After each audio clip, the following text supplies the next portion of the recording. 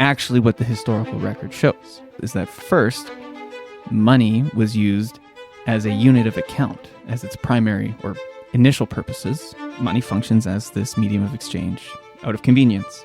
But in getting ready for this podcast, I was thinking about what are some other purposes of money.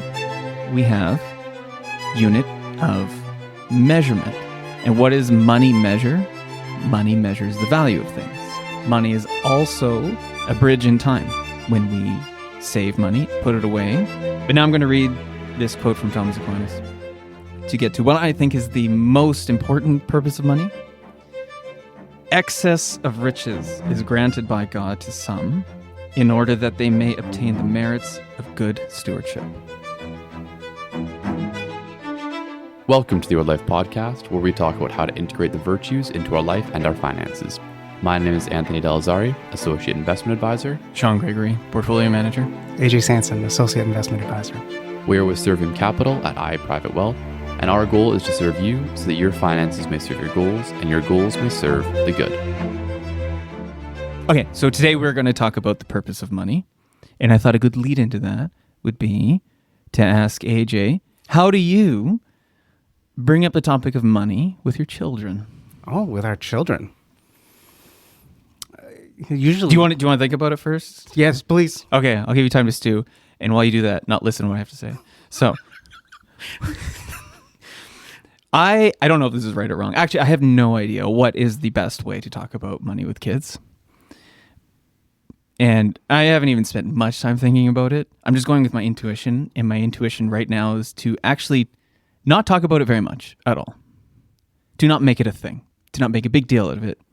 Because in the back of my mind, I want money not to be something that they become fixated on.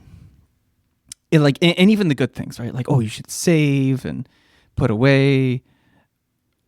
Right now, in their heads, money equals toys.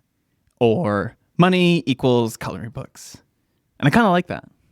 I don't really want to screw it up by focusing too much on the money part.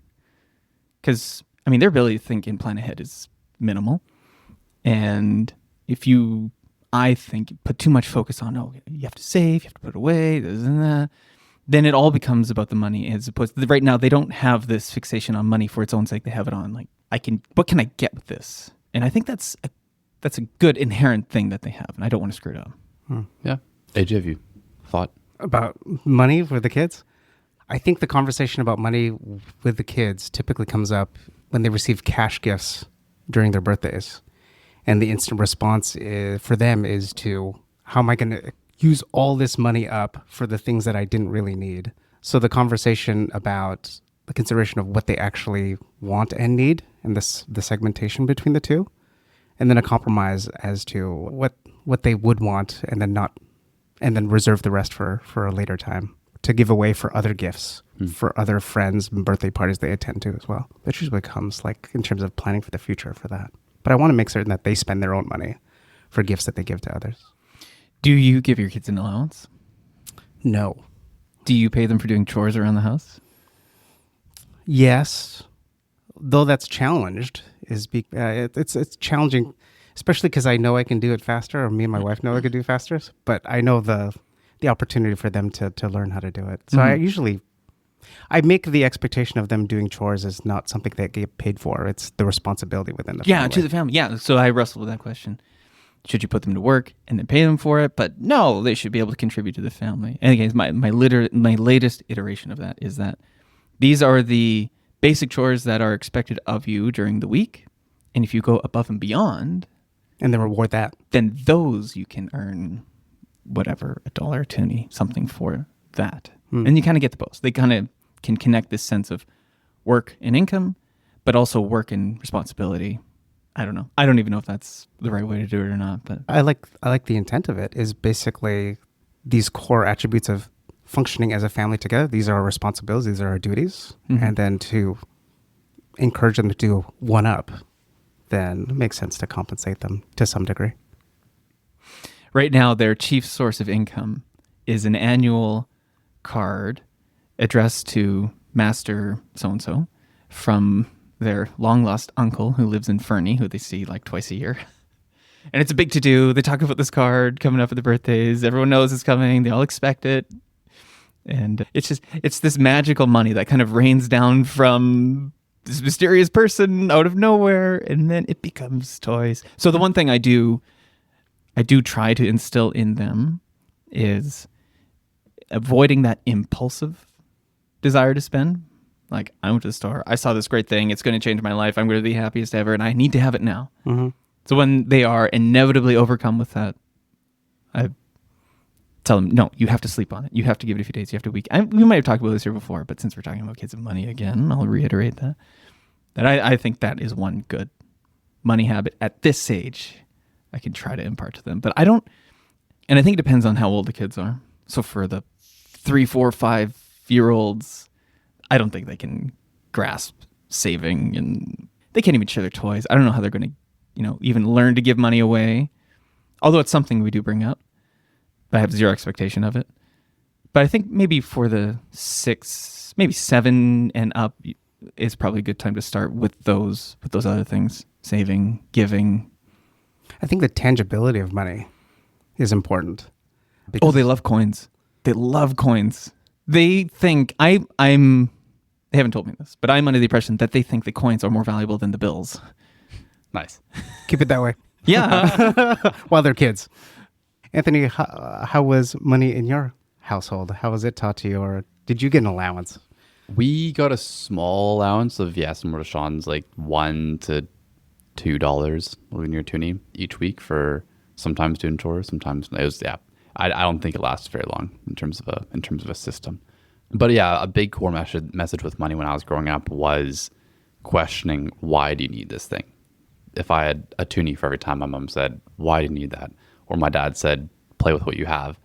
That was really, really instilled in a lot of us because we were given enough to play with and we could always have fun. But then that restraint, I think, really helped us to play with those things well and appreciate those things. Sean, similar to your philosophy with kids, I don't know if it was my parents who started this as much or kind of me noticing with my own spending habits that impulsive buys never made me happy. If I bought They a make Lego, you happy in the moment. Oh, 100%. Yeah, but if I bought a Lego set just like for the sake of it, like super quick, then I was never that satisfied, as opposed to waiting, thinking, do I still want this? Giving it a week, really questioning. Then I'll buy the Lego set, then I'll buy the Nerf gun, whatever it would be. And I think that was really helpful. But I think, Sean, to your point about helping kids recognize, hey, money gets me this, money gets me that. I think it can be pretty good as long as you recognize that, hey, savings gets me this in the future. Savings gets me that in the future. Because you don't want to, as we'll get into in a second on our discussion about what money is, I think it's very bad when people start thinking, oh, I just want money for its own sake. I want money just for the sake of it because it can get me things, but it's not actually a placeholder for those things. So as long as somebody still keeps that mentality of, hey, this money is set aside or it's earmarked for this purpose, fantastic, then we can keep it there.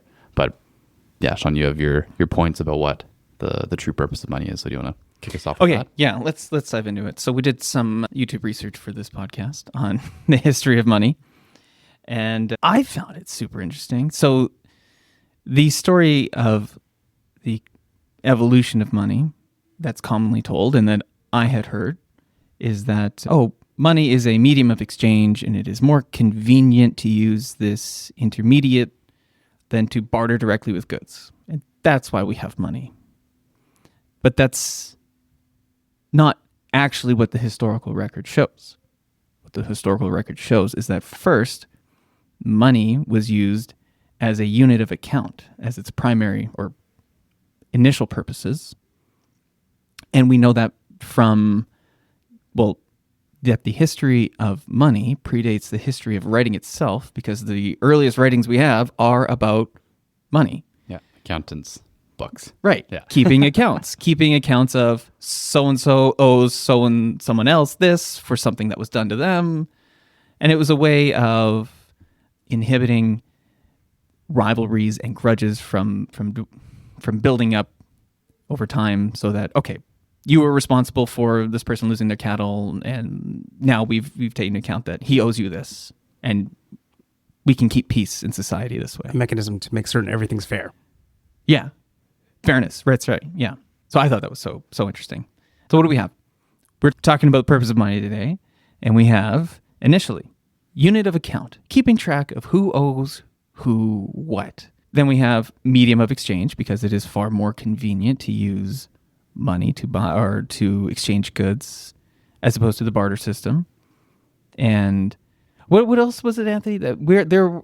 Tell us about the barter system. Well, the barter system, the whole idea there is, the guy who has fish wants to trade with the guy who has hay, and the guy who has hay wants to trade with the guy who has calf, and then It's like figuring out a whole exchange rate. Well, yeah, and it keeps on going around. But the issue with that is, as soon as you get to more than 10 people who have different goods, it becomes very, very, very difficult to keep track of what everyone is willing to give up and what everyone's willing to receive, and then who owes who what. So it's just not a scalable way to run an economy. And so, yeah, a medium of exchange. So it's a placeholder of value is how money came to be in that sense, just because it didn't work as well.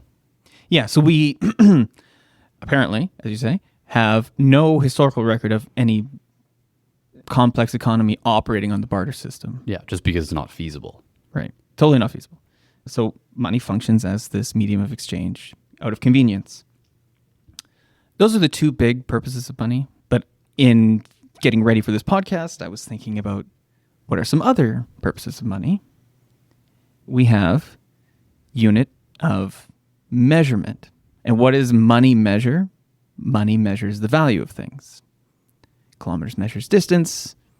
Money measures how much demand or how much value we put into something, and how we can equate the value of different things into one common language or currency. Money is also can be a bridge in time. When we save money, put it away, we are connecting our current selves today who have excess savings to our future selves down the line who will need that savings for something else, for a home, for a vehicle, for retirement, whatever it is. So, measurement, bridge in time. But now I'm going to read this quote from Thomas Aquinas to get to what I think is the most important purpose of money. So Thomas says, excess of riches is granted by God to some in order that they may obtain the merits of good stewardship. So beneath it all, there's this underlying sense that money is a test. It's the test of your ability to use it well. If you are a person of faith and you can see a higher purpose and a higher being, and you can see the world with that eye of faith, then you can see that money is bestowed upon you or given to you, or you have the ability to earn money through, your talents and whatever. And the whole point of why you're given that money to begin with is a test to see whether you can use it well, whether you can be a good steward of that money. I like it. I think that conception of money speaks to the dignity and value of each human person and our most intrinsic nature, because it doesn't see us as simply acquisitive beings, as Adam Smith would posit that man is naturally acquisitive. No, man is naturally disposed to the good, the true, and the beautiful. And so if we perceive money and see money as just an ends in itself, as opposed to a means to an end, then we're just going to want to accumulate all this stuff. As Thomas Aquinas says, it would seem that man's happiness consists in wealth. For happiness is man's last end. It must consist in that which has the greatest hold of man's affections. And if you love money, then, well, you're going to be happy when you have it. However, money, as you said, Sean, is a means for exchange. So money in itself, properly ordered, is a means to an end. And what is that end? Well, it's to actualize the true, the good, and the beautiful in the world. When you were reading the quote, I think of people can fixate on money as a thing and the accumulation of the thing, but really its value is in what it can do. In terms of, I guess, what we've spoken about before, in terms of goals for our families is providing education. It could be providing a home for your family. I think that's the more important attribute of what money can do as opposed to money in itself. Yeah, but then beyond that, it helps you to be somebody. So not just to do good things, but to be someone who is generous, to be somebody who is magnanimous, to be somebody who is liberal, who is magnificent, and who lives all these virtues. It's a means living the virtues, not simply an end in itself to be gone after and sought after. And to that point, I think a common thing that people do, or maybe it's just me, is there is a temptation to see your own standing, amongst your peers or in society in terms of how much wealth you can attribute to your name. So it's kind of a temptation to pride, right? You have a lot of money. You think you can think that you are a great person because of that, where really you're probably a great person despite that, or having nothing to do with how much money you have or don't have. But there's the temptation to evaluate your own value with your net worth. But instead, we should evaluate the responsibility bestowed upon us by that net worth. To say, whether you have a little or you have a lot, if that number is very large, not to see it in terms of this grants me the ability to do whatever I want or to do all these things that I would like to do. No, to see it in terms of, much is being asked of me because this number is very large, right? You can see it as this is mine and therefore I can do whatever I want with it. Or you can see it as, well, really, this is a gift. And my responsibility is to do something good with that gift, not to use it in whatever means I think will just make me the happiest. Yeah. But I think an important distinction there as well is that we can also live the virtues of money when we don't have much. I think there's a lot of virtue that can be attained when there is very little. Yes, you can be a high net worth individual who a lot is being asked of you, but at the same time, you can live those same virtues when you have very little money. I know, John, in past conversations, you said having 6 kids is the solution to all of your money problems because you can't think about yourself when it comes to money in that context. It's the solution to being tempted to be wasteful with your money because there's not much left over after you are raising kids. Just feeding them. Anyway, sorry. I think it's a call out. I guess in our society, it's tend to value people based on their net worth. And I appreciate that call because, a lot of people will have the tendency to do that. But I think a better measure of one's success is based on their character, how well they use their money, given what they have. Yeah. But in order to have that conception of what money is and in order to have that conception of what money is, you have to have a different conception of what man is. Because a lot of people today take this view that a person's worth is dependent or contingent on what they can produce for themselves. Whereas Thomas Aquinas says that wealth actually consists in what you're able to give away. Or one of my favorite bands, U2, they have a song, I believe, called American Soul. And they say, like the filthy rich are fantastic because you only truly own what you give away. So reiterating that in pop music way down the centuries.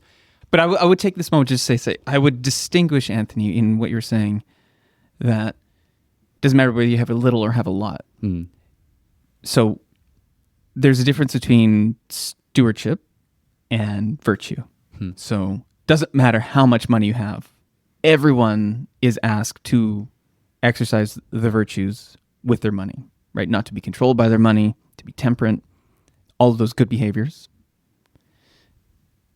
But I do think that this notion of responsibility and stewardship is proportionate to how much money you have. Yeah. I have nothing else to add to that. So that those who have more than enough, and for those who have significantly more than enough, it's an increasingly more demanding test of your responsibility to steward that capital, to steward that wealth, to steward that money well. Yes, yeah, I'd agree. Yeah, not to hoard it, not to lock it up, not to just use it for your own sake, but to use it for the sake of others. Yeah. To use it for not just your family, to use it for your community, to use it for those people in need, to put it to productive use, to start businesses that can hire people and to give it away without asking for it and to lend without interest and those aspects, right? Yeah, no, 100% agree. I'm just thinking if you were granted the opportunity to have tremendous excess, the response could be to just, well, I'm doing away with the responsibility that I have excess, that I could do great things with it. I'm just going to spend it on many, many things and just populate your life with things of comfort or things that yield accolade from the world in terms of the material things. Or you could take more responsible route as to like, okay, I'm entrusted with, let's say, $1 million that I don't necessarily need. What good things can I do with this? And I think that takes a lot more work. And so to really take that responsibility in mind, some people just want to relinquish that altogether. Yeah. I'm going to say something potentially controversial. Okay. I think it is more responsible to waste your money than to hang on to it and have it do nothing and to die with all this money that nothing has been done with it. I think that is the less responsible action to take for those who have significant. How if someone were to earmark that money so that someone has the opportunity to give it away or to build something that they wanted? So not necessarily just spending it all. It grants an opportunity for the next generation to do something with it, more productive. And I don't mean just spending. Like there's other ways you can put your money to work to do something out in the world. And I'm thinking of the caricature of someone who literally has all their money under their mattress or literally has it all, stowed away in gold coins where it's completely dead and doing absolutely nothing. Right? I think that is the unproductive. The least responsible thing a person can do who has been given a lot. Right? It's like the parable of the talents for the fellow who buried it in the ground. Right? That was the worst action to take. But for those who did something with it, and that could take a variety of forms, give it away, provide incomes for people, do something innovative, put it towards research. Like there's so many things. But the fact that it didn't just sit there doing nothing, right? That it didn't just sit there stoking your own ego and your pride or the sense that, I could do anything I want if I wanted to, but I would rather just hang on to the sense of security and that will be my comfort zone. I think of the scene of Ebenezer Scrooge counting all his money and the joy attributed to that when that shouldn't be the goal. Right. I think last time we had this conversation, we talked a little bit more about the importance of spending money well and how typically when money is spent well, you will be entrusted with more things and more opportunities to spend it well.